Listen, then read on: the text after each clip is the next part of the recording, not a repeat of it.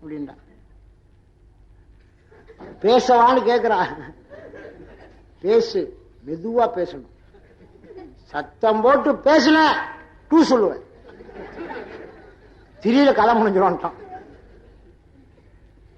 பால் வேணுமா, ஹார்லிக்ஸ் வேணுமா, ஓவல் வேணுமா, மெதுவா பேசுது. பால் ஹார்லிக்ஸ் கொண்டா.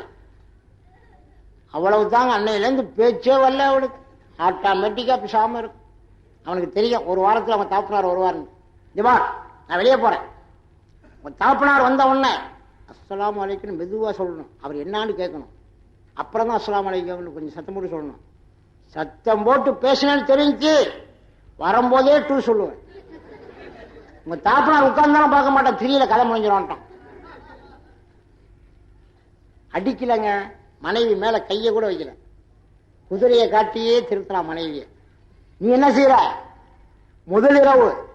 முதலிரவு அன்று என்ன செய்யணும்? நீ என்னத்தான் மனைவி அழகா இருந்தாலும் ஜபா